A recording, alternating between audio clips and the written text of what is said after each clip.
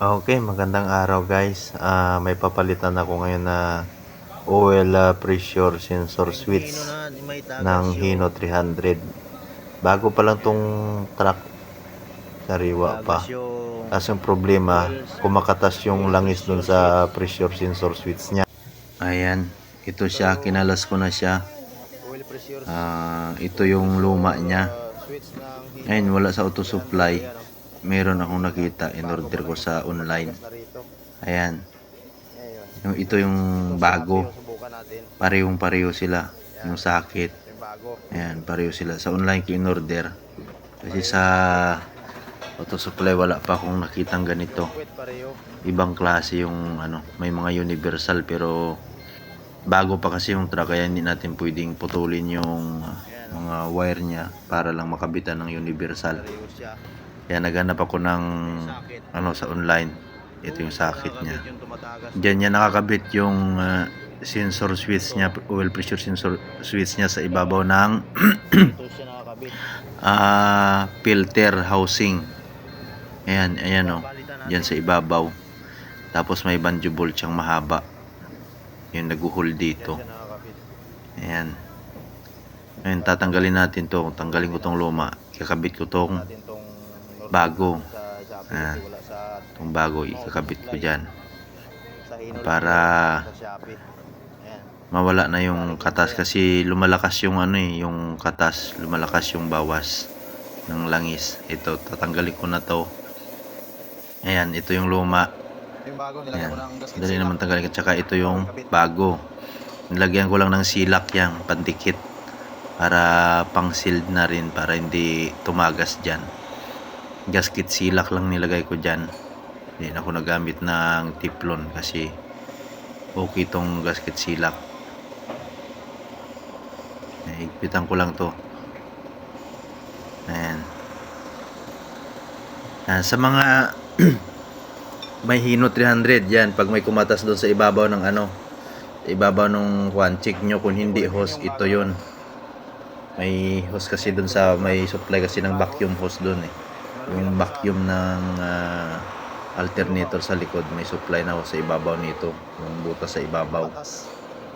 Ito yung luma niya. Ayan oh. Para yung sakit.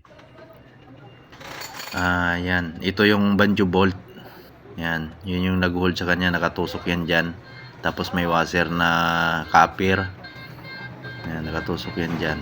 Pero bago itusok yan, yung hose muna ng supply ng vacuum. Yan. Ayan yung hose. Nakakunik yan sa likod ng alternator vacuum.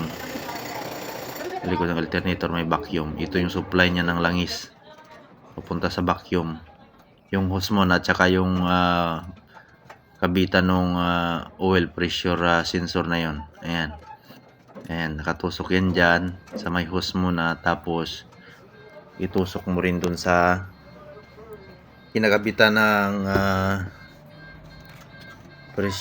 oil pressure sensor switch housing.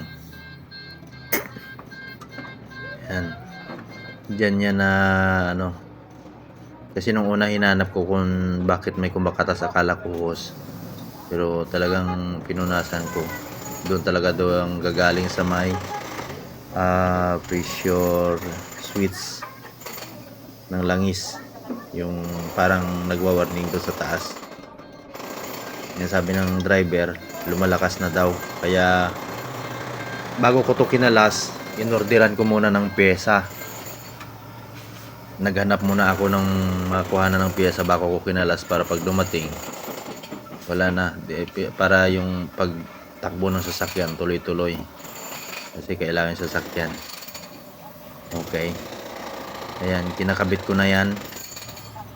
Medyo mahirap kasi magpwesto ng camera kasi napakasikip kasi nasa ilalim siya ng turbo. Ayan, turbo yung nakikita, sa ilalim siya ng turbo. Tapos yung tornilyo niyan, yung banjo bolt, yung tools na gamit ko dyan ay 22mm na combination range. Sa mga nakapanood pa ng video ko ganito na ito, maraming salamat sa nanood, sa nakarating dito ng panood. Pa-like naman, pa-comment, tapos pa-subscribe Tapos pa-click nyo na lang din yung notification na bell para ma-update kayo pag may bago akong upload. Maraming salamat sa inyo sa panonood. Malaking tulong sa akin pa sa channel ko pag nag-subscribe kayo. Maraming salamat. Sana may makuha kayong tips dito. Kasi yung problema talaga nito, kumakatas na yung langis. Kaya sabi ko, ba't kumakatas? Akala ko nung una turbo. Kasi sariwa pa itong truck. 2016 yata ito, model. Ayan, tinanggal ko lang yan yung vacuum hose na maiksi. Yan, yung nakakabit na ngayon, makikita na yan. Bago ko makuha yun. Tapos ano lang, masikip talaga, dudukutin mo lang. Tiyaga lang para makalas. Ito titisting na natin, ayan. Ito yung ano niya, nagwa-warning, yun yung switch na yun. Ayan, umandar na. Ayun, namatay naman, ibig sabihin okay yung pressure sensor switch. Ngayon, titingnan ko lang kung may tatagas. Ayan, kung tatagal itong ganitong pyesa na to, baka maka-order tayo ulit kasi may ibang unit pa rito. So ayun, umubra naman, okay na. Wala nang tagas, okay na siya. Okay. Maraming salamat ulit sa inyo sa panonood. Yun lang, doon nakapwesto yung yung oil pressure sensor switch ng Hino 300 na to. Maraming salamat sa nanood, saka pa-subscribe na lang din. Maraming salamat. Okay. Sana may nakuha kayong tips dyan at saka kung paano mahanap yung tagas nung langis na yon.